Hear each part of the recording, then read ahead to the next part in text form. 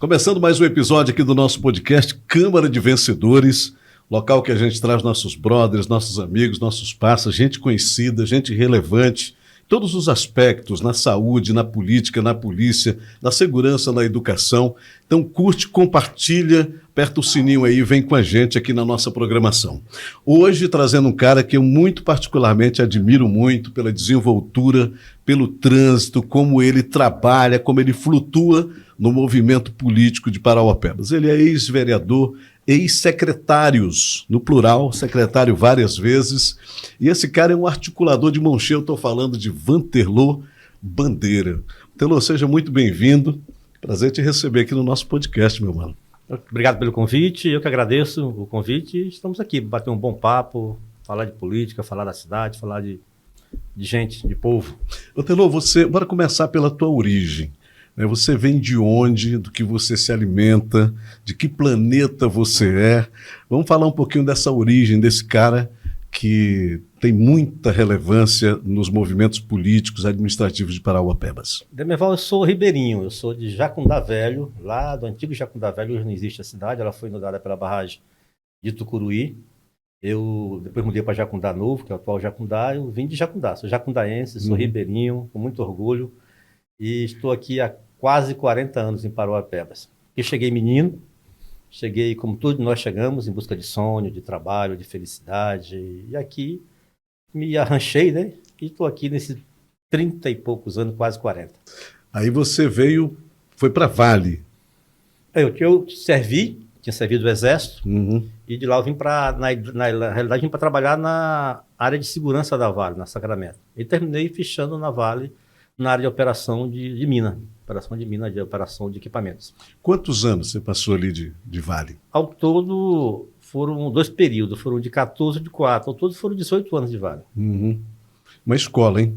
Uma escola, eu fui filiado ao sindicato Metabase, participei das lutas sindicais naquele período, e fui juiz classista na Justiça do Trabalho por 4 anos, também aprendi muito, né, na questão da legislação trabalhista.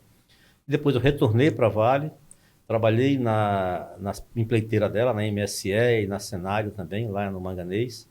E depois fui candidato a vereador em 2004, onde fui eleito. Como é que surge, apesar de que o sindicato é uma boa porta de entrada para a política, como é que surge esse desejo e onde é que você percebe, cara, aqui na política há um lugar para esse negão chegar aqui e mostrar serviço? Como é que começa essa tua trajetória na política? Isso começou justamente lá, vendo a luta dos antigos companheiros, tipo Rinho, Odílio, a dona Carmelita, naquela luta do sindicato do dia a dia. Isso me espelhou. Eu digo, não, eu tenho que ir trilhar nesse caminho. Nesse caminho eu tenho chance de produzir e sair dessa atividade que eu estou aqui hoje, trocando turno, operando máquinas. E me dediquei, e passei a me dedicar muito, a estudar, a ler, a ter uma biblioteca grande. Naquele tempo não tinha o WhatsApp, mas assinava várias revistas. Eu conhecia, era quase que vidrado na literatura, né? Eu lia muito a biografia, lia muito a revista, e li muita coisa relacionada ao sindicato, à política. E quando eu fui para a política, eu estava um pouco já, como dizem, macetado, sabia mais ou menos o caminho. E meu pai também, lá no passado, tinha sido vereador lá em Jacundá Velho. Olha, já tinha DNA, já tinha pedigree. Tinha sido presidente da Câmara, tinha um início, um movimento, no tempo que a política não tinha nem salário, né? Ele era vereador, era um cargo honorífico, digamos assim. Perfeito. Na época que você foi candidato, você lembra? Você teve quantos votos? Na primeira eleição, em 2000, eu tive 460 votos. Eu fui o mais votado do partido, não fui eleito em razão do quociente eleitoral. E em 2004 eu tive 2.256 votos. Caramba, hein? Eu dobrei a votação de 2000, e eu fui o terceiro mais votado do PT à época. Vanterlô, você falando dessa questão de ter adentrado assim, de cabeça nos estudos, na busca do conhecimento, literatura, livros, revistas. Você foi com tudo ali, buscar conhecimento para embasar a tua trajetória. Fica a dica, né? Fica a dica. Tem muita gente aí que entra candidato sem saber para que serve um vereador, se elege vereador e sai 4 anos depois sem saber para que serve um vereador. Então, acho que a base, vou aproveitar aqui para a gente falar um pouco disso, a base é buscar conhecimento para você desenvolver bem um papel. Com certeza, o conhecimento é tudo, ele liberta, né? Te liberta de tudo, né? Te liberta da opressão, te liberta da falta mesmo de conhecimento. E isso eu me dediquei muito. Eu, quando eu fui para a Câmara, já sabia qual era o meu papel. Uhum. E eu acho que, na minha época, nós éramos 10 vereadores, eu desempenhei um papel muito importante. Eu fui um dos caras que mais brigou, que mais apresentou projeto de lei, que mais subiu a tribuna, que conhecia, de lá para cá mudou muito, né, o regimento interno como poucos, conhecia bem a lei orgânica do município. Sabia tanto do regimento interno que às vezes inventava até artigo para confundir os meus companheiros de bancada, mesmo, né? para poder falar, para poder Caramba. questionar, para poder brigar, porque o papel do parlamento é esse. Sim. É tu falar, é tu cobrar, é tu exigir. E como os caras não sabiam... Não sabiam, né? às vezes eu passava, a minha ideia passava de... Caramba, muito arrodo. bom. Olha aí. Ô, Telô, se eu não me engano, um dos caras que tinha, né, muito essa pegada era o Odilon. Era um cara que sabia muito de regimento, ali se interessava e mostra, guardada logicamente as diferenças, mostra que o cara tem que entender do métier para ele poder ser um parlamentar de respeito.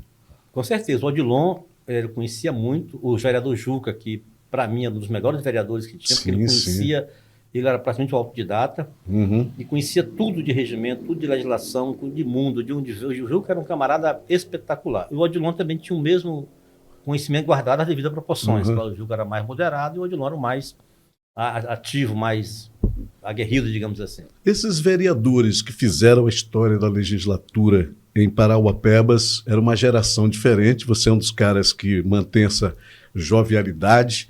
Os outros tudo meio que já envelheceram, né? Leia-se Odilon, leia-se Juca, outros tantos aí, né? Que se a gente for citar, tem uns caras aí que são lendários, que fizeram aí toda essa história. Mas é muito importante a gente fazer aqui, aproveitar a sua presença aqui, para a gente fazer uma avaliação. Como é que você avalia aquelas câmaras para as atuais, as últimas 3 câmaras, as últimas 3 recentes? As últimas 3, teve a de 2012 a 2018, foi uma Câmara muito tumultuada, né, com afastamento de vereador, prisão, tudo. Já de lá para cá, houve acho que um exemplo que não deveriam ser seguidos, né? E muito também pela falta de habilidade do gestor da época, né? Que não tinha habilidade de conversar, de convencer, de articular. Mas a Câmara, na realidade, é isso. A Câmara é a representação viva da sociedade que vivemos. Ali literalmente. Né? Ali tem o professor, ali tem o trabalhador rural, ali tem o agente de trânsito, ali tem todos os membros da sociedade representados, queira ou não, estão ali representados. Tem o operário, tem o produtor rural, tem o piscicultor, tem o pastor. Tem até radialista. Tem radialista, né? Tem todos. Então é a representação nua e crua da sociedade que vivemos. O que vai mudar o ano que vem, na próxima legislatura, vai mudar muito pouco, vai continuar tendo a mesma representação. Muda as pessoas, mas os mesmos representantes dessa sociedade. Você falou aqui rapidamente, eu não vou deixar escapar de jeito nenhum a gente discutir um pouquinho sobre isso. Habilidade do gestor da época. O que você quer dizer com isso? O cara tem que entender que na política ninguém ganha sozinho. Eu sou o prefeito, mas não sou eu só que fui eleito. Eu tenho mais, hoje, 15 vereadores que foram eleitos, mais o vice-prefeito 16, que tem mandato popular. Eu preciso ter habilidade particular e conversar com esse segmento da sociedade. Para aprovar um projeto na Câmara, eu preciso da maioria. Muitas maioria simples, né? 8 votos ou maioria qualificada, 10 votos. Para aprovar meus projetos, preciso ter capacidade de convencer e conversar com essas pessoas. E muitas vezes a habilidade de dividir o poder que eu ganhei com essas pessoas. Abrir espaço no governo, abrir negociações, abrir espaço que possa eu contemplar aqueles que comungam comigo das mesmas ideias, do mesmo pensamento, de construir uma cidade melhor. Se eu não faço isso, eu vou ter dificuldades. Eu vou travar os meus projetos, eu vou travar as minhas ideias no condução daquilo que eu quero para a cidade. Você concorda, você é favorável a esse modelo mais narcisista, que é de, por exemplo, distribuir secretarias? Quando você fala isso, eu não consigo deixar de não pensar nisso, né? A falta de habilidade daquele gestor que mostrou, as urnas mostraram isso que você está dizendo, né? Essa falta de habilidade foi notada no resultado das urnas. Aí a gente vem aqui para um modelo que faz distribuição secretarias, que coloca ali o vereador para dirigir, para liderar, e que muitas vezes acaba não resultando em serviços públicos que a população espera. Tanto é que se reclama muito disso. Mas isso está muito na discussão aqui de quem está dentro do bojo político. Você concorda que essa habilidade passa por isso ou há outros modos de ser hábil? Eu acho que há outros modos de ser hábil. Eu acho que dessa forma que foi conduzido, e há de saber assim, que na época era necessário se fazer isso. Né? Não tinha uma maioria, era necessário fazer isso. Mas eu acho que abrir os espaços não necessariamente é entregar a secretaria para o vereador. Eu fui secretário, indicado por vereador por 2 vezes, e o vereador não tinha, não mandava em mim. Eu conduzi o projeto daquilo que eu achava que era... A primeira coisa que eu peguei quando fui para a secretaria era conhecer o plano de governo do prefeito. Eu fui ler o plano de governo do prefeito para aquela pasta, tanto na Sense quanto nas empresas de obra, e aquilo ali eu ia tentar implementar aquilo que o prefeito tinha falado nas urnas e tinha protocolado no TRE o programa de governo dele. Não seguia, claro, que às vezes tu tem uma assessoria que é do vereador, tu tem um espaço que é do vereador, isso é plenamente normal, é possível fazer isso. Eu acho que isso que deveria ser feito. Eu abro espaço para o vereador, mas não abro espaço para ter a secretaria total dele. Perfeito. O poder tem que ser compartilhado. Perfeito. Você fala dessa questão de habilidade e eu vejo isso em você. Você é um cara muito hábil. Eu comecei esse podcast de hoje falando de que você é um cara que flutua, você meio que levita na política local. E salvo engano, você participou aí de quase todos os mandatos até aqui.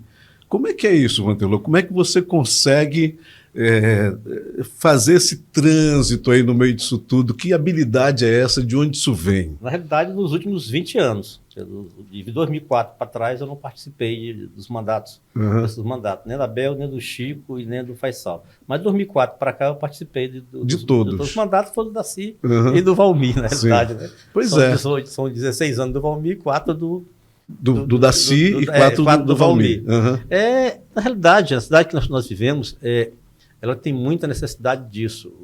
Aqui não tem uma disputa aberta de esquerda e direita. Né? Aqui a gente discute a cidade. E eu nunca me ofereci a participar de governo, fui chamado.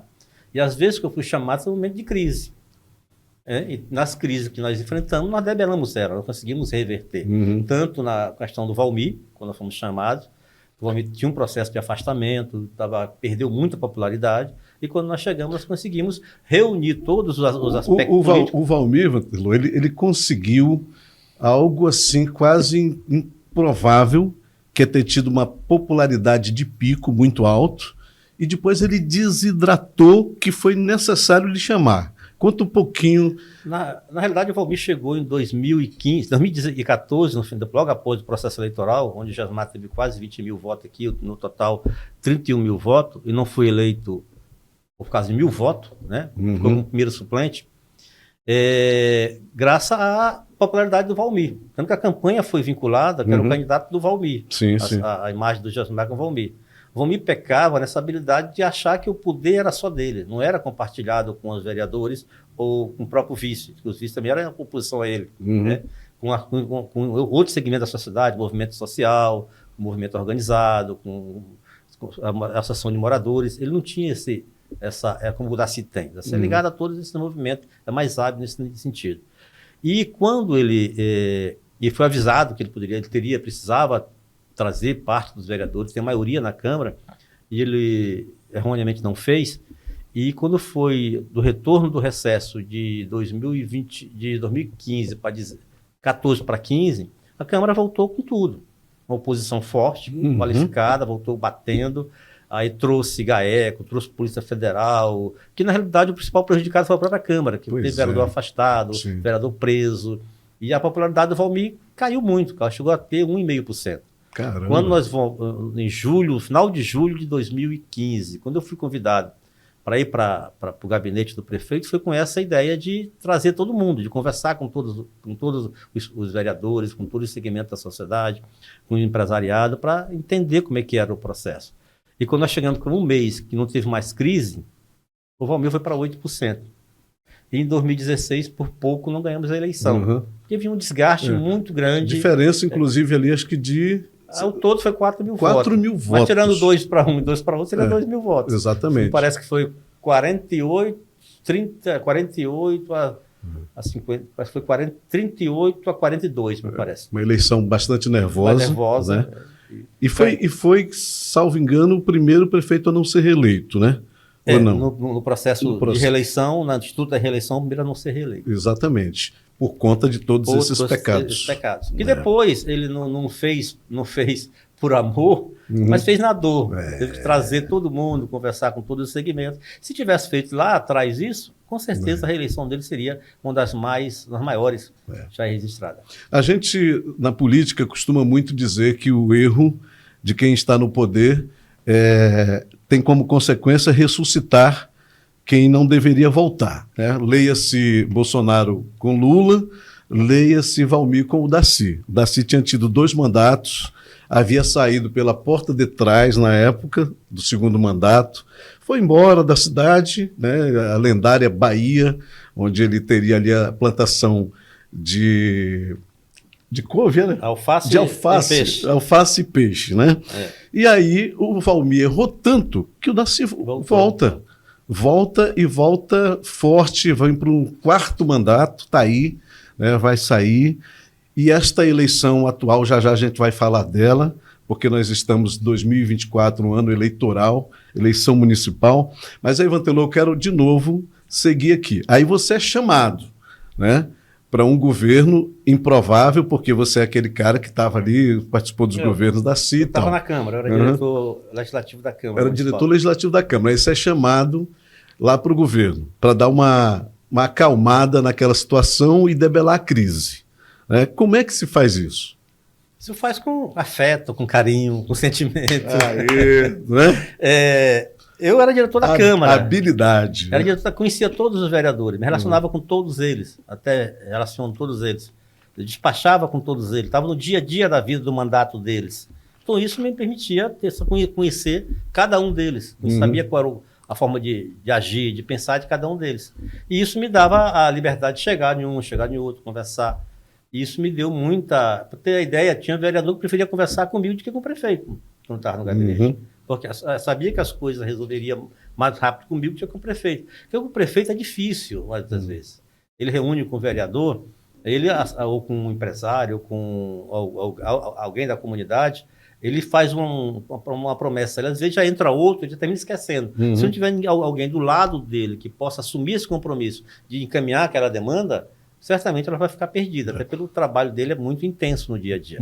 E o Valmir tinha esse pecado, às vezes não dividia essa tarefa com o chefe de gabinete dele.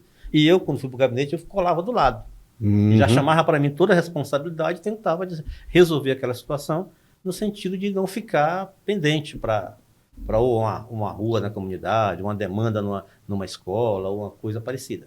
Aí quando você fala de carinho, afeto, amor, abraços e beijos, mas, por outro lado, tem que ter esse lado pragmático. Disse, cumpre. Hei de ser duro, perder a ternura jamais. Jamais, né? Já dizia o Che Guevara. Che Guevara. Né? Mas é isso, eu acho que a gente não tem que ter ódio, não tem que ter mágoa, rancor de ninguém.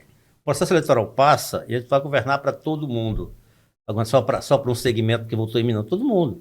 E muita gente que às vezes não entende, não votou em mim, eu trato de mal. Não, tem que tratar todo mundo de forma igual, independente se votou ou não votou.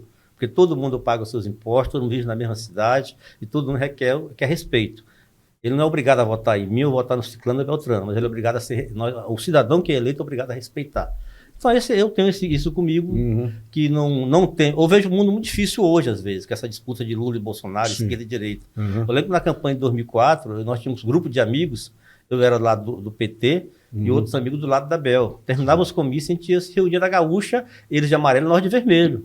Hoje é quase que humanamente difícil tu ter os dois grupos unidos, porque leva mais para o ódio, para a raiva, para a briga. E a política não é feito disso. O que nos separa é a ideia, é as ideias.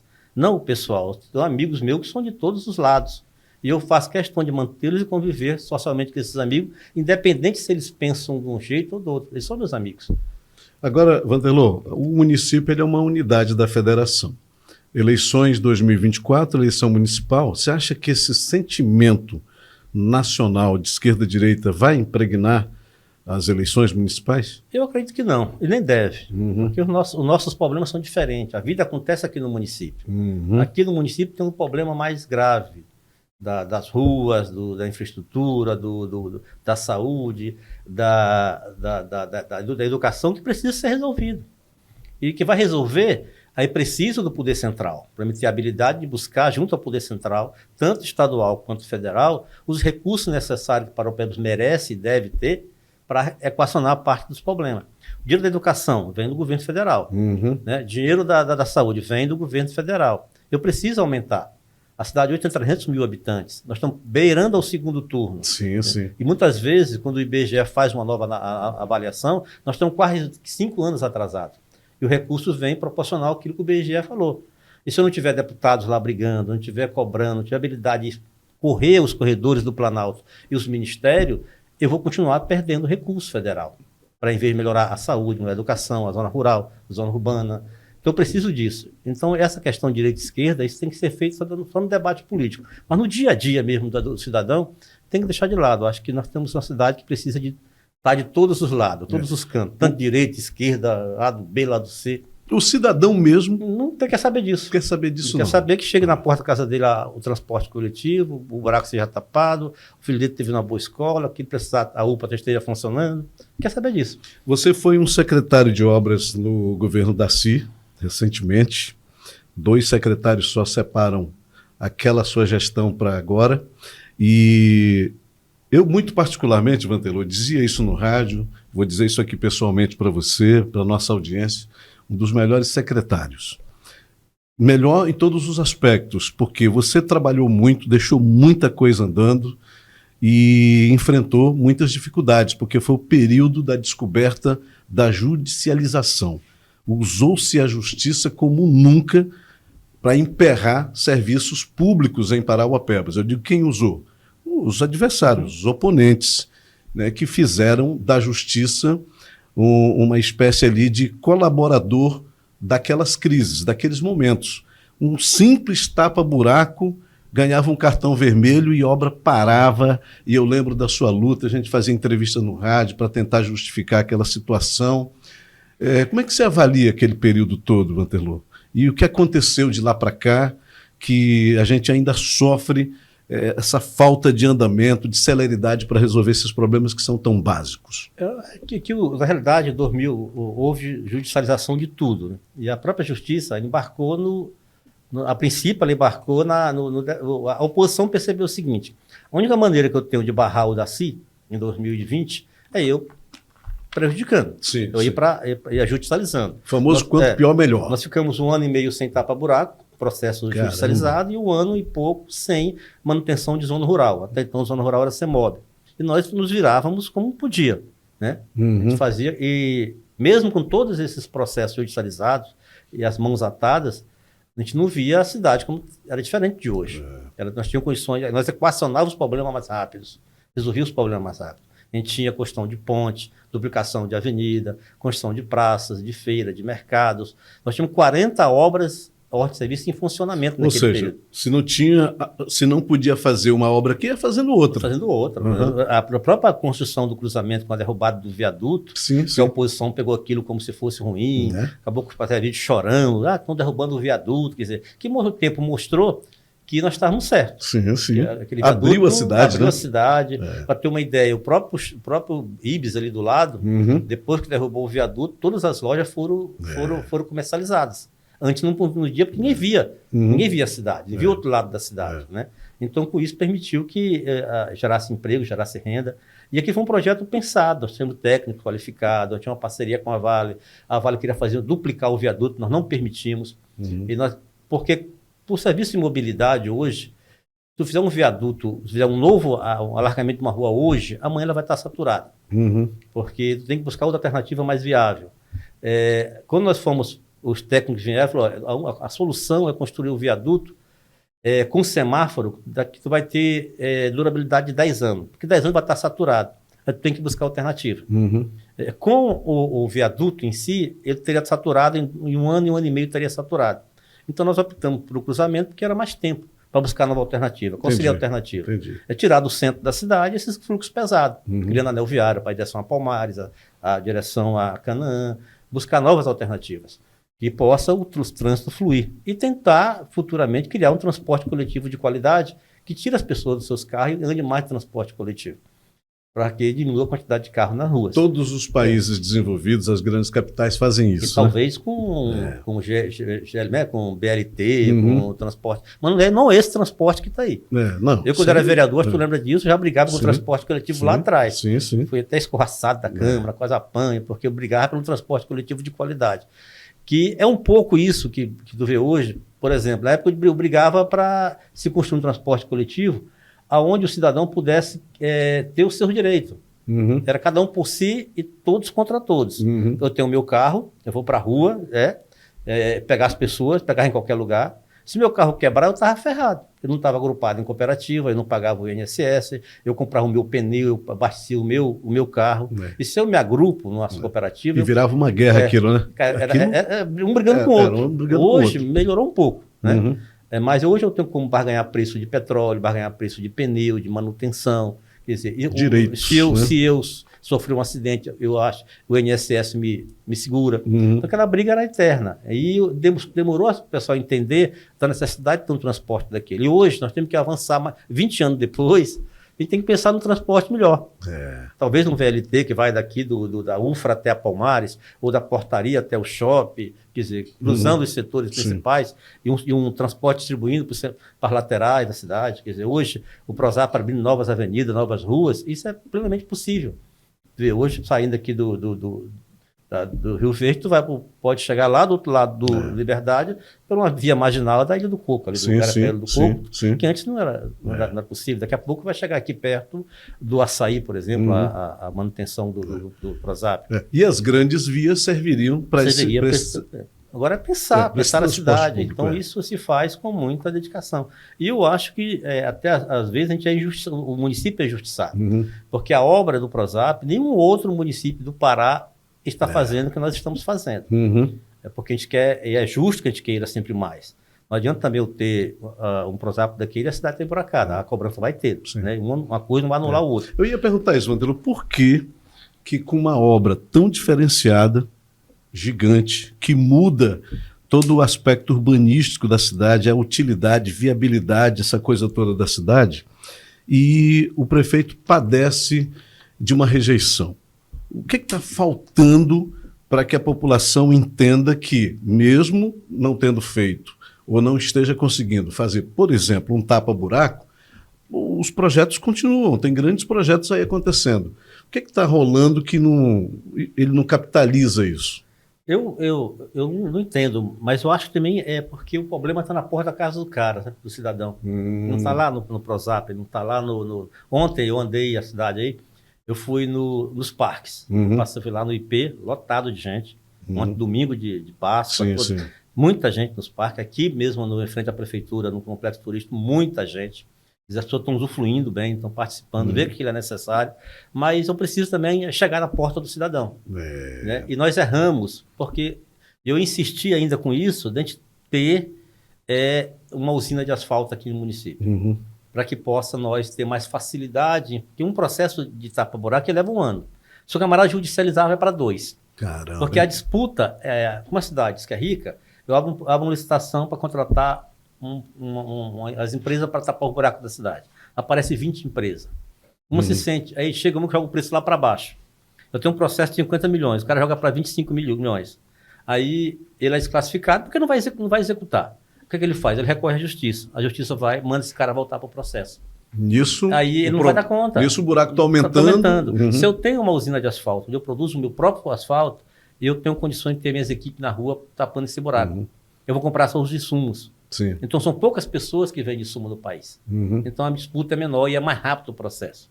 Eu fabrico meu insumo e eu saio distribuindo isso. E nós padecemos de um problema grave também, que são os loteamentos. Eu sempre, quando eu estava nas coisas, eu falava, o próximo problema é o loteamento. Os loteamentos eles foram feitos para vender lote. Não foi feito para pessoas morarem. Quando eu falo por quê? Porque as ruas foram feitas pequenas. Pode olhar, qualquer loteamento desse, uma boca de lobo está a 200 metros da outra. A água, muitas vezes, não chega na boca de lobo. Está subdimensionado. Onde poderia ter uma anilha de 200, tem uma de 150. Ou até mesmo de 100. Então, é muita água para pouca vazão. Essa água vai para o meio da rua. E com isso vai abrindo novos buracos, que a prefeitura não dá conta de fazer. Teria que fazer o que nós tentamos fazer, estamos tentando fazer no Cidade do Jardim. Eu deixei 5 novos processos abertos, fazer nova drenagem, desmanchar tudo e fazer tudo do zero. Porque eu tenho tempo suficiente de diminuir aquela quantidade de água no meio da rua. São água servida que é jogada na rua, água de piscina que é jogada na rua, água da drenagem que é jogada na rua, porque ela demora a buscar um espaço para ela cair na boca de lobo. Isso deve de uma esquina para outra. Passa de 200 metros. Então, e aí não tem asfalto que aguente. Asfalto que, se não tiver política de tentar, nos novos loteamentos, coibir esse tipo de situação, cobrar dos loteadores que façam as ruas maiores. Tem ideia. Tu conhece Belém, a rua Nazaré, a rua Zé Malché, acho que é Zé Malché, são ruas grandes. E elas foram construídas em que tempo? No século 2019. No século XIX, né? Exatamente. Hoje, em pleno século XXI, a gente constrói um IP, uma Buriti, com rua de 7 metros. Poderia ser ruas muito mais largas, mas para o loteador não é conveniente eu construir a rua larga, eu vou perder lote para me vender. Mas cabia a prefeitura coibir esse tipo de coisa. Fiscalizar, em vez de ser asfalto frio, era para asfalto usinado. Você vê o que é usinado. Verificar a quantidade de boca de lobo, se a drenagem tem vazão suficiente. Porque aí sim, eu vou receber um problema, receber um loteamento que vai trazer menos problema. Hoje, todos os problemas da cidade, basicamente, são dentro do loteamento. Resolve no nascedouro, né? Nova Carajás, a cidade Jardim, Parque dos Carajás. Aonde tem loteamento, tem os problemas, Paraíso e Amazônia, que tem os problemas causados pelo loteamento. Eu não vou resolver com tapa-buraco nunca, que ele é um paliativo. Eu até falei um tempo para o judiciário, não vou conseguir resolver isso. Mas às vezes é necessário estar tapando, né? Porque senão é como se eu tivesse um paciente entubado. Eu não posso tirar o... Enquanto ele não... Eu tenho que manter, se tiver esperança, tem vida. Então eu estou lá para até eu buscar uma solução definitiva. E muitas vezes a solução definitiva demora. Hoje, os processos na cidade de Jardim, se for estiver conduzindo de forma correta, aí resolve o problema, resolveria o problema. Mas então, leva nisso. O camarada, o processo até 2 milhões, o cara ganhou com 50. Aí ele chega, começa a fazer o processo, ele não dá conta. Porque se ele for para a justiça volta ele para o processo. Vantelo, isso mudou lá lá no fórum, lá na justiça, isso mudou? Eu acho que mudou. Mudou, né? Porque eu não vejo mais, por mais que haja, o juiz não manda mais suspender os processos em andamento. Ele pergunta primeiro. E eu te falo com toda certeza, não tem processo mais bem cuidado, mais bem fiscalizado, mais bem feito do que aqui em Parauapebas. Canão, o processo leva 45 dias, que leva até ano. Por quê? Porque passa por controladoria, procuradoria, volta, apontamento. As meninas e os meninos que tomam conta desses processos são muito cuidadosos, até porque eles respondem por isso. Então, eles estão super qualificados, tem treinamento, tem tudo. Quer dizer, passa por um critério, por um crivo muito grande. Mas estava sendo usado de forma... pelas narrativas da oposição. Não é culpa do judiciário. Sim, né? Claro. Provocado e tem que agir. E aí conseguimos resolver os problemas. E quando eu tenho um caso raro, por exemplo, que nós temos a área do contestado, né? Sim. Que a área de Parauapebas é pequena, a maioria é Marabá. A gente faz um convênio com o Marabá e assume, que eu acho um equívoco, assumir sozinho. Eu acho que eu deveria assumir em parceria com o Marabá. Marabá, se eu entro com uma máquina, Marabá entra com outra máquina. Se eu entro com 200 litros de combustível, Marabá entra com combustível. Mas eu assumo sozinho essa tarefa. E à época, quando a justiça suspendeu o processo, e eu não podia mais licitar, até respondo, o único processo que eu respondo hoje é esse, que eu nem executei, que foi até suspenso. Nesses 20 anos de vida pública, eu não tenho um processo, tenho uma condenação, não tenho nada, pode dizer que sou ficha limpa de fato. Aqui suspendeu e a Justiça o Ministério Público de Marabá estava me cobrando porque eu não estava executando. Eu estava fazendo 2 processos, um por não fazer e outro por fazer. E sem a contrapartida, do município de lá. Que não tem contrapartida. Parauapebas arca com escola, com saúde, com transporte escolar, com construção de ponte, manutenção de via, asfalta via na cidade de Marabá, município de Marabá, através de convênio. Né? Todos os problemas da zona rural hoje de Parauapebas é dentro do município de Marabá. São raros os problemas que são de Parauapebas, que é o caso da Estrada da APA do Gelado, que a maioria está asfaltada. Nós na SEBA asfaltamos todas as vilas urbanas e o rural de Parauapebas e de Marabá. Levamos todas asfalto para as vilas. Um programa que hoje a comunidade de Rio Branco, Palmares, Valentim Serra, Paulo Fonteles, Vila Sansão, todas elas têm asfalto nas suas comunidades, dentro das suas vilas. Uhum.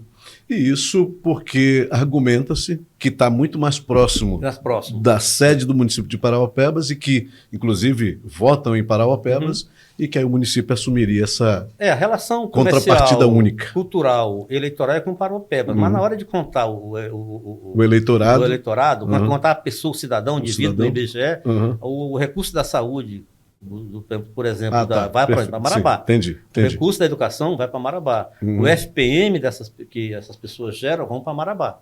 Saquei. Hoje nós somos o 4º maior município do estado do Pará e nossa diferença para Marabá, somos maior que Marabá em torno de 1.000 e poucas pessoas.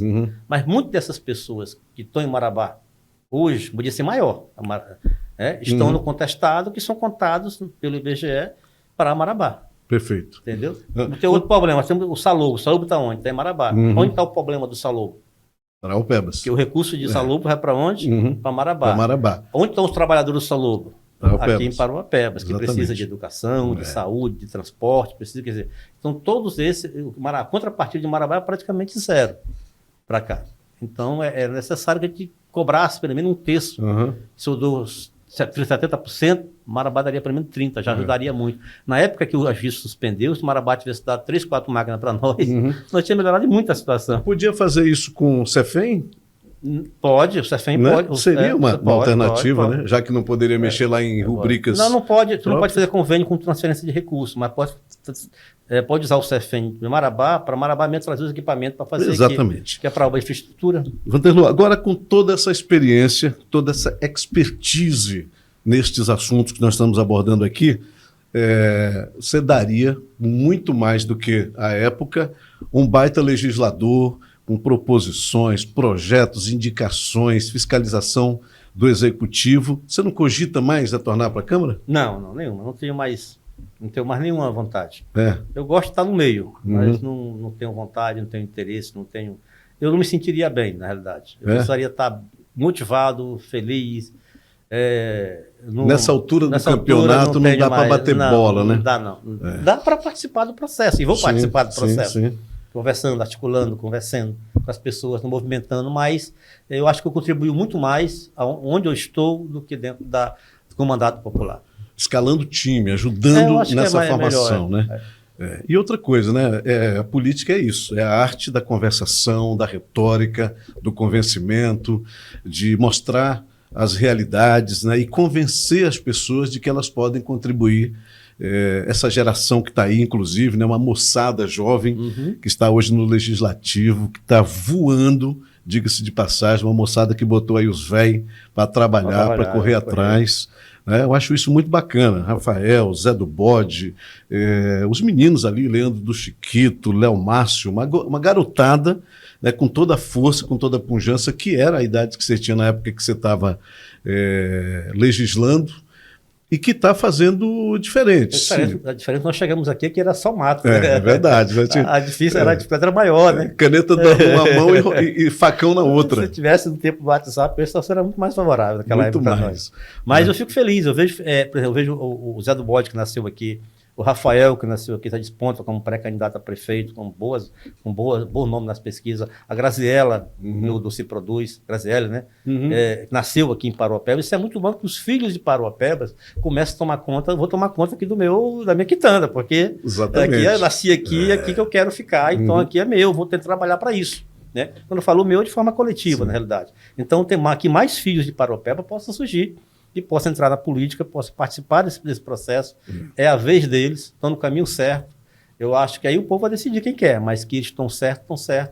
E precisamos ter mais filhos de Parauapebas lutando por essa disputa. É um direito deles e é um direito de quem queira também, mesmo que... Claro, quem queira também. Mas é bom ver os filhos tomando conta das suas coisas. Essa meninada que eu citei aqui, você entrou na onda, está fazendo certo? É isso mesmo?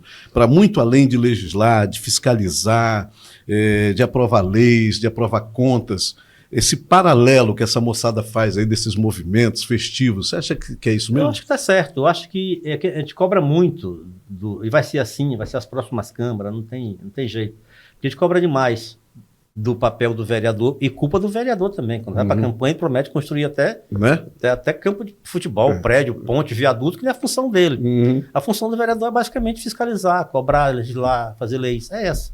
Não é construir. Tem que construir pontes interligando pessoas com pessoas. Sim. Mas não construir a ponte em si mesmo, não. É cobrar, exigir. Então, eu vejo parte dessa molecada preocupado, sim, correndo atrás, brigando, cobrando. Não com pirotecnia, mas com coisa de fato. O que é real, o que chega na ponta do cidadão. E aí, nós estamos indo para essa eleição com tudo diferente, inclusive normas novas ali, que pode, digamos assim, dar uma arrefecida nesse ânimo, né? Porque não basta fazer pirotecnia, como você falou, porque agora, para muito além da votação, nós temos regras aí que são muito de lupa. Tem que observar muito para ver como essa próxima Câmara poderá ser composta. O que você está achando aí, Vanterlô? Você que é um especialista no assunto. O que é que se renova aí dessa próxima Câmara? Eu acho que a renovação ela vai ser pouca, na realidade. Eu acho até porque pelo sistema hoje, a gente tem hoje, vai ter menos candidatos do que a eleição passada. A gente tinha 23 candidatos por partido, hoje serão 16, se for 15 vagas. Sim. A gente tem as federações, que são 3 partidos, 2 partidos, que só pode ser 16 também. Então tem a Federação PT, PCdoB e PV, eram cada um com 23. Hoje são só 16. Só 16. Então a gente vai ter menos candidatos e disputando voto com relação ao ano que vem. E mais votos. E mais votos, né, que aumentou mais votos. Então isso vai ser quem tiver agrupado em partidos grandes tem chance de ser eleito. Exemplo, o MDB estadual, que todo estadual falava que elegeria 5 federal, elegeu 9, porque foi o partido que fez o maior número de votos. Teve gente eleita com 50 mil votos, quando teve o Vavá Martins do PRB, com 100 e poucos mil votos, que não foi eleito. Não foi eleito. Porque não conseguiu atingir o coeficiente eleitoral. E alguns outros, né? Alguns outros. Teve 7, que teve entre 84 a 100 e poucos mil votos, que não foi eleito. Com isso, permitiu o maior partido eleger os seus representantes. E as regras, é claro, quem tiver, tem que ter voto. Se não tiver voto, não vai ser eleito. E aí, tanto faz, quem está chegando ou quem já está dentro vai ter que correr. Isso é para melhorar a representatividade. Verdade. Quem tiver voto é que vai ser eleito. Eu vi aquele cara fui eleito com 700 votos, na realidade, 500 votos, na realidade, o partido puxou porque quiser. O legislador trabalhou essa mudança para tentar barrar, para barrar o efeito tiririca. Tiririca, né? Isso. Que... Se o cara não tiver hoje, que fizeram o coeficiente eleitoral, ele tem que ter 10% do coeficiente. Então, se for 8 mil votos, ele tem que ter no mínimo 800 votos. Sim. Né? Se ele não fez o coeficiente eleitoral, ele foi pela média, ele tem que ter 20%, então vai ter 1.600 votos. Então fica mais difícil eleger um candidato, esse efeito tiririca. Eu tenho 10 mil votos, eu puxo um que tem 100. Aí isso não existe mais. Não existe mais, acabou. Né? Foi embora. Bom, Vanterlô, dito isto, vamos voltar aqui um pouquinho nessas questões de que você está aqui, está acolá, que você joga em todas as pontas, ponta esquerda, ponta direita, não falando de ideologia nem dessas questões partidárias, mas você está no governo, vem para cá, ajuda outro. Eu falaria aqui que é algo muito parecido, guardado as devidas proporções, e até uma vantagem para você, chama o Meirelles. O Meirelles era aquele cara que não importa o governo, quando precisava dele chamava. Está problemático, chama o Vanterlô. Como é que é isso, Vanterlô? Isso me dá muita alegria, muito orgulho. Quando eu cheguei quando eu estava no governo tinha saído do governo do Valmir, que era uma das principais figuras do governo do Valmir, né? Eu cheguei a ser chefe de gabinete, coordenar a transição, fui diretor do SAEP tudo ao mesmo tempo, e era o caboclo que resolvia as coisas, os problemas lá dentro, internamente, e eu saí, fui para... Tirei um período sabático. Em 6 meses. Aí o Daci me convidou para a Ciência. Eu cheguei na Ciência, tinha uma crise instalada na Ciência. Caramba. Tinha guarda municipal em greve, tinha DMTT insatisfeito, Defesa Civil não existia praticamente, a briga de secretário com o adjunto, não tinha uma crise, veio uma enchente, as maiores do período. Lembro. E é só ter dedicação, é só ter credibilidade de buscar os parceiros corretos. na enchente de 2017 para 2018 foi a maior da cidade, dos últimos 10 anos. E nós conseguimos ir para cima. Deu 2 da madrugada, a gente estava no Riacho Doce dentro da água. O secretário estava dentro da água, com a equipe dele tentando resolver os problemas. E isso é dedicação, é cuidado. E hoje, com muito orgulho, a Defesa Civil nossa de Paroapelas é a melhor do estado do Pará. Sim. A mais bem avaliada do estado do Pará, que para os melhores do Brasil. Aquele planejamento... Lá atrás, que a gente organizou, colocou as pessoas certas, tem umas parcerias certas com a mineradora Vale, com os outros, com o estado. O governador Helder era ministro da Integração Regional, nos ajudou nesse período. E hoje nós temos uma Defesa Civil que, no estado do Pará, nem Belém tem o nível de profissionais de qualidade, de qualificação e de preocupação que nós temos hoje, estrutura. Com equipamentos, inclusive de previsionamento de problemas climáticos. De antecipação, de monitoramento. Isso é muito bom. É um negócio muito organizado. Então, isso é só ter um pouco de... chegar cedo, sair tarde, se preocupar de fato com aquele teu trabalho. Eu sempre, quando eu estava toda a secretaria que eu ocupei, eu era o primeiro a chegar e o último a sair. Eu lembro, por exemplo, ainda na obra, uma crise que estourou lá na Palmares, que eu lembro dos vídeos, você de madrugada por lá, para ajudar a resolver, e a gente ali se comunicando na época para ver quais seriam as saídas. E é esse tipo de coisa, né, Vantelô, que você tem que fazer. Quando estoura a bueira... Porque se tu lá perto, tu motiva os funcionários, os teus colaboradores que estão contigo a ir para cima. Ó, se eu estou lá, também vou. O cara está lá para ir junto. E quando na Palmares aconteceu, foi justamente no final do ano. Foi no final do ano. Foi na festa de virada, né? E até ali, naquele dia, o orçamento não era mais meu, era da Segovia, mas mesmo assim eu fui para lá. É verdade. Fiquei lá, conseguimos buscar sem contrato, conseguimos resolver, deixar as pessoas pudessem comunicar de um lado para o outro. Porque isolou, né? Isolou. 3 dias lá, e depois que conseguimos botar as pessoas para passar de um lado para o outro, a gente passou o comando para a Segovia, que deu conta de tocar o serviço. Mas é preciso, larguei a família, larguei a festa que tinha na minha casa, deixei de visitar meus filhos na Paraíba e fiquei exclusivamente dedicado a 3, 4 dias lá, dia e noite, até dormindo lá no posto da Dona Lázara, para poder para resolver o problema. É esse tipo de coisa que vai estar muito além das influências. Isso, é claro. Presença. Né? Chegar cedo, sair tarde, no problema ir lá para dentro. Do problema. Mesma coisa, tinha um problema grave na Rua J, não sei se tu lembra, Avenida J, que vai para a delegacia. Sim. Que resolvia. A gente saía de lá 10 da noite, 11 da noite. E depois que acabou o problema, não teve mais problema. Aqui no viaduto mesmo, quando estava demandando, saía daí 10, 11 horas da noite, já rodava 24 horas por dia para resolver. Para solucionar o problema, foi solucionado. Como um cara de bastidores, que você se qualificou nesse sentido, eu lembro, salvo engano, que você fez algumas iniciativas, alguns gestos para ir para prefeito. O que é que houve naquele momento, Vantelô? Era uma percepção que você tinha que valia a pena, poderia, havia uma chance, ou era para se visibilizar? Na realidade, eu fiz o movimento para ser candidato a deputado estadual. Tá. Né? E aí, prefeito, tinha a reeleição do Darcy, não teria como. Poderia ser agora, em 2024. Mas nós ficamos sem partido. Por exemplo, eu era filiado ao PROS, e o PROS, nós tínhamos apoio de 4 vereadores, tinha apoio do presidente, que era o Branco da White, e o nome seria o meu, a disputa para deputado estadual. Quando chegou nesse período agora de mudança de partido, houve uma decisão judicial que tomou o partido da atual direção e mudou para outro, que era ligado a outro segmento, que era ligado ao Oiguchi, era ligado ao Edemauro, não era ligado a gente. E com isso, houve essa briga de disputa, os candidatos que estavam no PROS foram migraram para outro partido. Então ficou inviável da gente poder ser candidato, porque não teria chance nenhuma. Acho que o PROS nem lançou candidatos aqui no Pará devido a essa disputa eleitoral. Depois voltou, quando voltou para o atual presidente, já tinha passado o processo eleitoral praticamente. E com isso ficou inviabilizado de ser candidato. Para ir para um outro partido, tipo o MDB, seria uma disputa mais difícil. E o nosso grupo político resolveu apoiar, então, o vereador Braz, que foi eleito estadual. Tem que saber também o tamanho, o tamanho e o momento. Naquela época, o tamanho nosso no PROS seria muito difícil. Acho que cabe bem nesse momento da sua fala aqui a gente dizer que domar esse ego é fundamental para o resultado. não pode ser eu, pode ser outro. Pode ser outro. Não dá para mim, dá para o Dá pro outro. outro. Vamos trabalhar então naquilo que é possível, porque tem político que ele não consegue fazer isso e todo mundo perde, Uhum. né?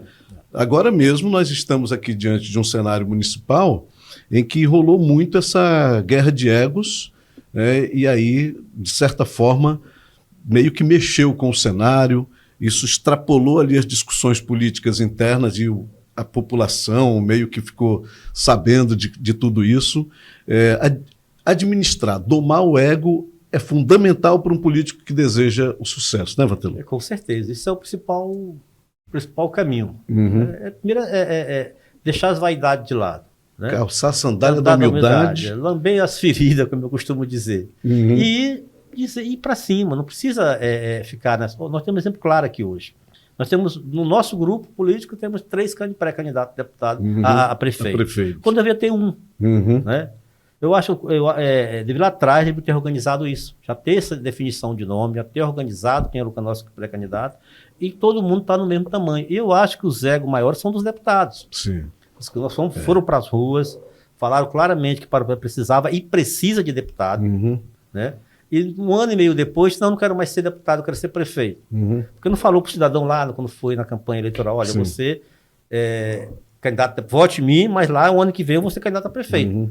Não, foram vender a ideia que Paropebas precisava ouvir nossa voz em Brasília, e precisa da nossa voz em Brasília. Que precisava de um deputado estadual lá em Belém, e precisa. E está demonstrado que precisa. Uhum. A atuação do deputado Braz lá em Belém é muito importante para ver a situação do Detran hoje, das escolas, né? do ML. Quer dizer, se não tivesse o deputado Braz, não estava resolvido. O Braz indo para cá vai ter condições de resolver a situação? Não, eu acho que é difícil. Porque o camarada que vai assumir o lugar dele não está preocupado com o Paropeba, está preocupado com o reduto eleitoral dele. Claro. Mesma coisa do Kennedy. Ele deveria ter vestido essa sandália da umidade, calçado, e dizer assim, olha, não é porque ele tem tamanho, ele tem habilidade, disse, olha, eu não sou candidato, mas eu vou participar do processo eleitoral, vou coordenar isso. Mas lá atrás, mas estava preocupado... Lá no começo da discussão. Lá o ano passado. E hoje nós estaríamos com o nome definido. Eu acho que hoje, segundo que mostra as pesquisas, o melhor nome para a eleição e ganhar é do Rafael. Está claro, eu não sou negacionista. Eu estou vendo o cenário. Né? Sim. Eu acho que é esse que é o melhor nome para disputar a eleição. Agora, o cara, com base num achismo, acha que ele é o melhor. Então, o problema é difícil. Eu acho que a gente tem capacidade de juntar os catitu, como diz o Helder, né? Botar todo mundo num lugar só, ir para cima e ganhar a eleição. E outra coisa, né? Sem querer aqui ficar fazendo defesa, o Helder, quando foi prefeito lá de Ananindeua, acho que ele tinha 20 e poucos anos. Né? Então não dá para vir com esse discurso de que é um menino, porque não sei o quê. O Rafael tem o quê? 30 anos. 30 anos. Né? Não dá para ficar com isso. Essa história não cola não de ser menino, porque o camarada já foi secretário, foi vereador, segundo mandato. Tem um exemplo do João Campos lá em Recife, que é o prefeito mais bem avaliado do Brasil, com 80%, tem a idade do Rafael. Mas vou dizer, porque ele da escola dele, era filho do Eduardo Campos. O cara tem que viver a vida, conhecer os problemas. O Rafael conhece os problemas, entende dos processos, é habilidoso e tem condições de ser um bom prefeito. E um prefeito nascido aqui em Paropebas. E outra coisa, né? O principal adversário, por exemplo, dele, que é também um vereador, também é jovem. Então não dá para a gente ficar nesse argumento, nesse discurso de que é menino. Então, porque se for para a gente entrar nessa discussão, nós vamos ter que chamar as professoras da creche, porque é tudo menino. A legislação impede a limite para presidente, para ministro do STF. Exatamente. Mas para prefeito não limita, não. Agora, outra coisa, né, Vatello, que a gente aqui, só para salvaguardar o nosso argumento, os deputados, tanto o federal quanto o estadual, eles também têm o direito de, se fosse o caso, de se candidatar, porque quem decide de fato isso não são eles, é o eleitor. Né? O eleitor decidiria que o deputado ia continuar deputado, decidiria que o estadual ia continuar estadual, e quem ia ser eleito era fulano de tal. Né? Mas as consequências disso, na pulverização de voto, poderiam ser desastrosas para o município. Eu acho que sim. Mas quando eu falo do ponto de vista do nosso grupo, do grupo interno politicamente, que eles deveriam estar mais preocupados com isso. Eu acho que é um jogo onde todos podem ganhar. não todos podem perder. Sim. Mas se tiver a habilidade de estar junto, discutindo um processo só, porque essa cidade é muito grande e precisa de alguém que tenha responsabilidade, tenha a cabeça no lugar para conduzir o comando da cidade. Não precisa de aventura, de maluquice, de pirotecnia. Precisa de fato de trabalhar. Calçar o sapato de manhã cedo, ir para a rua trabalhar e pronto. Precisa disso. Não ficar fazendo live em internet. Eu mesmo fui vítima disso. Sim, né? sim. Lembro. E não é assim que se resolve os problemas. Se resolve com trabalho, com dedicação, com carinho, com afeto. Sem ódio, sem medo, entender que a cidade é de todos, não é só de um grupo. Capacidade de dialogar. Então, eu acho que faltou um pouco de habilidade do governo, faltou alguém do tamanho do Kennedy dentro do governo. O Kennedy tinha essa habilidade de conduzir, de juntar os catitu, né? Hoje não temos. A gente não tem alguém, não tem essa pessoa que tenha tamanho de chamar para si essa responsabilidade e botar o guiso no gato. Dizer, meu filho, vamos para cá. Né? Não tem. O Kennedy faz isso muito bem. Tem postura, autoridade. Tem tamanho, habilidade, tem estrutura para fazer isso. Quer dizer, pena que, eu acho que por vaidade, eu não sei, ou por sonhar que ele ser prefeito, terminou se perdendo nesse caminho, que poderia ser ele a pessoa que está conduzindo esse processo hoje. De forma gigante. Gigante. É verdade, como sempre foi. Como sempre foi. Né? Vanterlô, a gente falando aqui dessas questões que são da política, das articulações, nós não temos hoje, lógico que a gente está falando aqui do grupo, qual você pertence, conhece por dentro, mas se a gente for olhar para o outro lado, né, do campo, desse campo de futebol, que só tem uma bola, que todo mundo tem que disputar a mesma, também não está todo mundo muito unido do outro lado, não. O problema lá também, né, é grave, lá tem vários candidatos, vários discursos, estão se engalfinhando. Né? Eles, se tiverem também a capacidade de calçar a sandália da humildade, vão escolher alguém que realmente represente o lado de lá, né? Eu acho que falta confiança. Ninguém confia no principal candidato. E na política precisa de confiança. Sim. Confiar. Aquela palavra dada, a palavra... Então, tanto que empenhada, né? Eu acho que não tem questão de vaidade, é questão de confiança. Porque um candidato que se diz que lidera as pesquisas não consegue agregar ninguém em torno do nome dele e não consegue nem ter um partido político, quer dizer, o próprio partido dele não confia nele, isso é algo grave, tem por trás de tudo isso. Então, não é só a questão... Não foi só um fuxico. Ninguém abre mão de um candidato do tamanho, pré-candidato do tamanho dele. Pode ter certeza disso. Já aqui, a disputa é mais... que é fácil de equacionar. Não é por desconfiança de A ou por desconfiança de B. É mais questão mesmo de ego, de vaidade mesmo. E aí, quando se trata dessas questões, né, fica mais difícil, porque na hora que o caba sai da reunião, ele vai dormir com ele mesmo. E aí fica maquinando, né? Porque política é arte de juntar, tem que juntar as pessoas, tem que trazer para perto. Eu vejo o grupo adversário, o principal grupo adversário, já demitindo funcionário público, já falando que vai perseguir, vai mandar para onde. Já escolhendo secretário. Quer dizer, já ameaçando, quer dizer, e os próprios adversários, atacando fogo nos próprios aliados. Então, se tu não juntar, é arte de juntar, de estar por perto. Como diz nós lá no Jacundá, é remar para a beira. Sair do banzeiro e ir para a beira. Na beira, a gente consegue ter um clima mais ameno. Então, e o futuro do prefeito Darcy? Tem gente que diz que ele vem para senador, tem gente que ele vem para vice de governador. 2026 está aí. E 2026 começa em 2024. Eu acho que o futuro do prefeito Darcy depende da vitória do candidato da base o ano que vem, esse ano. Que fica mais fácil. Eu acho que o Darcy tem tamanho para ser candidato a deputado federal, para ser vice-governador, para ser candidato a senador. E eu acho que, como diz Chútil, a gente tem que exalar poder. Paraupeba não pode ser essa cidade pequena. Isso é uma quarta maior cidade do estado do Pará. Daqui nós temos que exalar esse poder que nós temos. O poder financeiro, o poder econômico, o poder político, para dentro do estado do Pará, para o meio da capital política do Pará, para dentro de Belém, ou mesmo em Brasília. Aqui nós temos mais de 1 milhão de eleitores no sul e sudeste do estado. Sim. Então, o candidato a senador daqui da nossa região, poderíamos ter, daqui de Paruapebas, nós poderíamos sonhar com isso. E o Darcy tem tamanho para isso. Tem tamanho, tem habilidade, tem nome, tem um cara que foi 4 vezes prefeito de uma cidade como Paruapebas, tem esse tamanho para disputar essa vaga. E a gente viu agora na eleição passada com a eleição de 2 deputados, que é só se organizar para fazer isso. É só se organizar que joga direitinho, dá certinho. Eu acho que dá e a gente não precisa abrir mão. A gente ampliar, tem uma ideia clara aqui, para tu ver como é importante tu ter representatividade grande lá no parlamento. Agora mesmo, o ano passado, o presidente da Assembleia botou uma lei para dividir o ICMS de Parauapebas. Exatamente. Só tinha um deputado Braz. Braz votou contra, fez um discurso contra. Mas Marabá tinha 3 deputados. Eles não mexeram em Parauapebas. Puxa. Não mexeram em Marabá. Só mexeram em Parauapebas e Canaã. Se a gente tivesse mais representante nosso lá dentro do parlamento estadual, com certeza a gente não perderíamos esses 500 milhões que vamos perder a partir de 2025. Que vai fazer Por que não mexeram em Marabá? Né? Marabá tem royalties como nós, tem o Cefem, tem tudo, quase do mesmo tamanho. Tem o Salobo, tem outras minas lá. E nós não. Só vieram buscar a nossa cota à parte.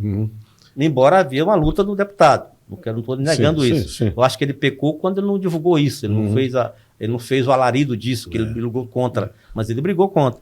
Então, o prefeito entrou com recurso à Procuradoria para brigar. Tinha que fazer... Mas se tivesse mais gente lá dentro, a gente não tem 480 milhões de reais no orçamento a menos, isso vai ter que demitir gente o ano que vem. Vai fazer uma falta danada. Falta na saúde, falta na educação, falta na infraestrutura. Então é preciso buscar recuperar esse recurso para que não perca. Uma coisa é tu perder aquilo que tu não tem.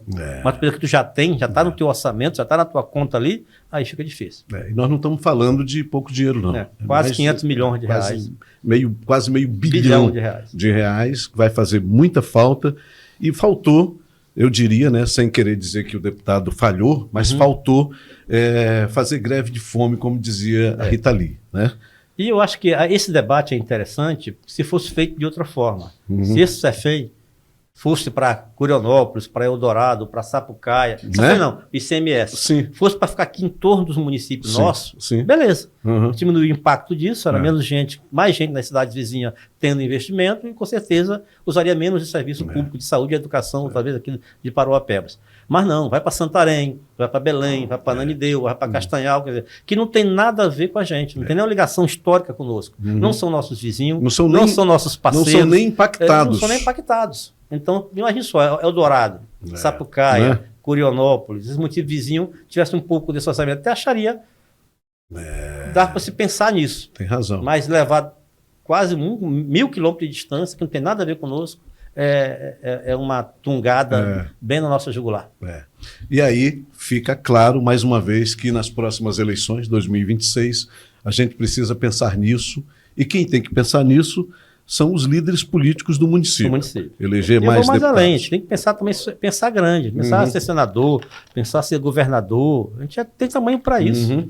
Tem muito tamanho para isso. Eu não lembro que a gente tenha aqui de Parauapebas ou da região, mesmo de Marabá, alguém que tenha sido sequer vice-governador, né? Fique com mandato com chance de ganhar a eleição. Exatamente. Temos o doutor Felipe candidato a governador, mas tem 10 mil votos. Exatamente. Mas esses grupos grandes têm que pensar nisso. Tem que pensar nisso. Tirar do central e trazer para o interior a disputa dessa coadjuvância. O doutor Felipe queria ali se publicitar, né? A ideia dele e tal, e bacana. Tudo bem, mas está na hora de tratar isso para valer. Com mais seriedade, entender que nós temos condições de ter um representante, ter um governador, ter um senador. E eu acho que é possível. E comunicar isso, Mantelô, para a população, porque é quem vota. Porque parece-me que às vezes se faz isso para ter um deputado, vaidade. Não, é para esses momentos que a gente acabou de levar um grande prejuízo agora, que se a gente tivesse força lá dentro teria sido diferente. Exemplo do que foi Marabá. Né? Claro, com certeza. E tu tem ideia, a governadora do Pernambuco ela é de Caruaru, não é de Recife. Então tem isso. Do interior, né? O Garotinho saiu, o governador do Rio de Janeiro, de Campos. De Campos. Que é uma cidade muito parecida com Parauapebas na questão do Cefem. Lá é petróleo e aqui é minério de ferro. Então se a gente não exalar esse poder além daqui, a gente vai continuar dependendo de Belém, dependendo de outros lugares. Estou perguntando essa questão do futuro do prefeito Daci, futuro político dele, porque a gente convidou o Mantelô para a gente tratar mesmo dessas questões políticas, né? E aí é importante a gente dizer o seguinte, né? Ninguém sabe o que é que o Daci pensa, mas mesmo calado ele está articulando. Leia-se agora nesse processo municipal como esse silêncio dele foi providencial para que a gente tivesse o cenário que a gente tem agora, porque quer queira que não, fechou em Rafael. Internamente está fechado em Rafael, não publicizado isso, né? Mas ele já demonstrou pelo chefe, pelo silêncio dele, a luz que o candidato é o Rafael. Exatamente. E aí, você acha que isso deu um perrengue com o governador ou o governador tem maturidade suficiente para entender que é política? Sinceramente, eu não entendo por que nós precisamos do governador para decidir nossas vidas. Perfeito. Não precisamos disso. Não cabe. Eu sou já velho nessa atividade e não entendo por que o governador, nunca, jamais, em tempo algum, precisamos do governador decidir nossos candidatos aqui. Nós temos que falar o nosso tamanho, dizer nós somos capazes de decidir quem são nossos candidatos. E essa demanda tem que ser do prefeito. Porque ele carrega as agruras, ele carrega a crítica, ele que está ali no dia a dia. E vai carregar o resultado. Ele tem que carregar isso. Então ele tem que decidir, chamar o grupo dele para pé, meu filho, o candidato é esse, e pronto. Não é impor. Mas isso precede uma articulação anterior. Aí depois, meu candidato é aqui. Não sei por que levar para o Helder, levar para Chicão. O Chicão, se perguntar quem é Chicão, não sabe nem onde fica a Nova Carajás. Ele nunca nem pisou aqui. Só foi importante para tirar os 500 milhões. Não sabe, conhece nem que onde fica a rua Paruapeba, a rua Nova Carajás, onde fica a PA 275, ele não sabe. Agora, por outro lado, você acha que o Helder se credenciou a discutir isso porque ele é um cara muito presente aqui? Eu acho que não. Acho que foi pela falta de habilidade nossa. Na política não existe espaço vago. Se eu deixo espaço vago, vem outro e ocupa. Então, não foi que o Helder ocupou o espaço. Porque levaram essa demanda para o Helder. Tem isso. Aí o Helder vendo o problema e disse, olha, eu vou entrar nesse negócio aqui. Eu nem queria, mas está precisando para mim, vou ter que decidir. E vou ter que tomar acabou criando um meme. E aí não, porque nós aqui temos tamanho disso. Errado que levou para o Helder as nossas demandas. Não deveria ter feito isso. Os deputados, ou quem foi que levou para o Helder essa demanda. Porque nós mesmo deveríamos ter discutido isso aqui. Nós temos tamanho para isso. Agora, é importante a gente dizer no meio disso tudo, né, que passada estas eleições municipais, passada o resultado lá, 6 de outubro, né? 6 de outubro. 6 de outubro, aí dia 2 de janeiro, quem assumir esta prefeitura assume um município já com um déficit de 500 milhões e outras realidades que se impõem para habilidade de gestão. O que é que o futuro nos espera, Vantelô? O que é que a gente pode dizer para o nosso próximo gestor? Eu desejo sorte e muita habilidade de contornar esses processos. Diminuir o custeio da máquina. A máquina tem um custo altíssimo. Diminuir o custeio dessa máquina, que ela se torne uma máquina mais leve e que gaste menos com custeio e mais com investimento. Trazer mais. Nós damos o luxo, por exemplo, de não ter emenda de nenhum deputado. Tem que se rebolar, tem que buscar emenda, tem que buscar parceria, tem que buscar reverter o processo judicial junto ao STF para que o próprio volte a receber esse recurso, porque a saída é essa. E tem que ter habilidade, tem que ter os parceiros. E o governo do Estado é parceiro, o governo federal é parceiro nesses procedimentos. Para suprir essa necessidade que vem aí, né? Com certeza. A água bateu na bunda, o cara tem que se mexer. E tá aí. Se não chega na venta, no nariz... Se não chega na venta, aí já era, né? Já era, aí morre afogado. Aí morre afogado. Então, quem vier por aí vai ter que ter essa habilidade, e eu creio que não apenas é necessário, mas teremos que ter mesmo. Não tem. Né? Seja quem for. Seja quem for. Tem que mexer com isso, porque... Tem que botar muito pé no chão, muita habilidade de contornar essas crises que não é pouco. Perder 1 bilhão é 1/3 do teu orçamento anual. E o SMS é que paga salário de servidor. Ainda assim, Vantelô, com essas perdas, é uma cidade diferenciada. Uma cidade com robustez no caixa. Se pegar, por exemplo, Araguaína, Caruaru, Petrolina, são cidades também no nível de Paruapebas. E eles conseguem produzir mais do que a gente. Eu lembro de Araguaína, minha filha estudou lá, e eu conversando certa vez lá com o médico, mandar um grande abraço aqui para o Dr. Fábio, ele dizia, rapaz, vocês moram num lugar privilegiado, porque nós aqui de Araguaína, nós só dependemos de um tripé chamado comércio, pecuária e saúde. Olha só, né? O tripé de Araguaína, comércio, pecuária e saúde. Aí ele me dizia o seguinte, nós não temos nem seixo aqui para tirar da terra. Vocês lá têm ferro, manganês, ouro, cobre, níquel, cacete A4, e vocês não conseguem, né, desenvolver. O que falta, Vantelô, para a gente ter suprida essa cobrança permanente de quem vive em Parauapebas, que a gente poderia ter muito mais? Eu acho que eu acabei de falar, acho que a gente gasta mal. Gasta muito e gasta mal. A gente gasta, o custeio da nossa máquina nossa é um mastodonte. É gigante, É né? gigante, ela é muito grande, é muito pesada. É verdade. Né? Eu estava vendo... Mas mesmo assim, eu acho que falta... Eu estava vendo uma entrevista do prefeito de Caxias, que é Fábio Gentil. Uhum. Ele falando que Caxias tem 14 mil servidores públicos. Caxias tem 180 mil habitantes, parece. Nós temos 300, nós temos em torno de 12 mil servidores, que já é grande, eu acho que é uma máquina grande. Mas, com certeza, Araguaína também não tem um contestado, não tem uma reserva indígena que fica quase 500 quilômetros daqui, que demanda recursos. Araguaína não tem um problema de enchente que nós temos aqui, de ocupação que nós temos aqui, de loteamentos como nós temos aqui, que termina gerando vários custeios, custo para a prefeitura assumir esses problemas. De qualquer forma, voltando a falar do prefeito Daci, ele é um cara que, de certa forma, faz disso a maneira dele de governar, né? Porque, por exemplo, se tem uma folha, se tem essas demandas, né, no entorno de Paraupebas, como é o exemplo do contestado, aí vem as intempéries, enchentes, a coisa toda, e a contrapartida de Prosap, enfim, isso tudo, e mais essa tirada de recursos, né, que começa agora, ainda assim ele é o cara que, no miudinho, ele consegue manter esta cidade gerando recursos, leia-se na pandemia a habilidade que esse cara teve, rivalizando com a Vale. Né? Se a Vale é, digamos assim, o principal ativo de Paraupebas, a prefeitura é o segundo. É o segundo. Né? E isso não dá para tirar o mérito desse cara. Só informação, na pandemia foi a cidade que mais gerou emprego na pandemia. Não é? Foi nós aqui. Exatamente. Tomando todos os cuidados, todos os protocolos da saúde.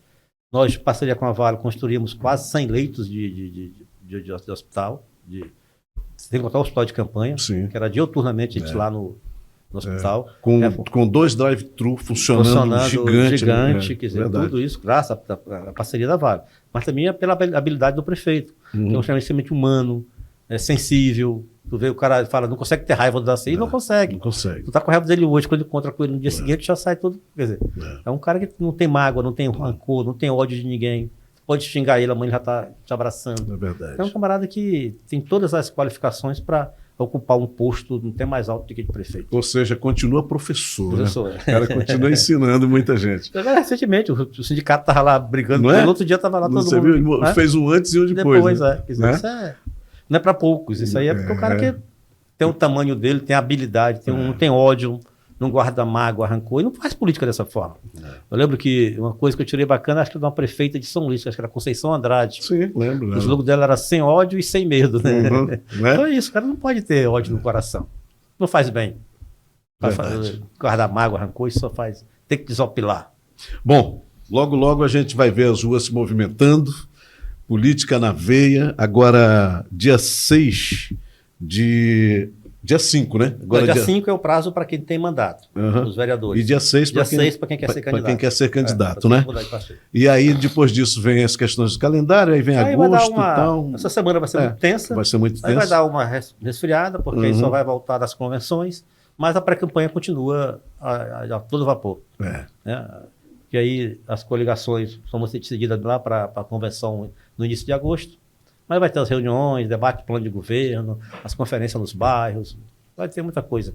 E a gente está aqui conversando com um cara que tem todo esse conhecimento interno de como essa questão funciona e nada melhor do que a gente poder saber disso tudo com quem realmente faz esse trabalho, flutua, né? Migra ali de um lado para o outro, movimentando essas peças com muita habilidade. Montelô, quero te agradecer muitíssimo por ter vindo para a gente bater esse papo. Vou deixar aqui aberto para a gente fazer novas agendas, porque eu tenho certeza que você vai voltar aqui nessa bancada para a gente falar muito mais. Obrigadão, querido, por ter vindo, hein? Obrigado, eu que agradeço, estou à disposição e vamos que vamos. Curte esse episódio, compartilha, avisa aí os amigos e vamos ter essa pequena aula aqui que a gente deu de política em Paraupebas, mostrando esses vários cenários, fazendo comentários a respeito desses atores que estão aí nesta cena toda e que é muito bacana a gente entender um pouco mais disso com quem entende do assunto. Um abraço.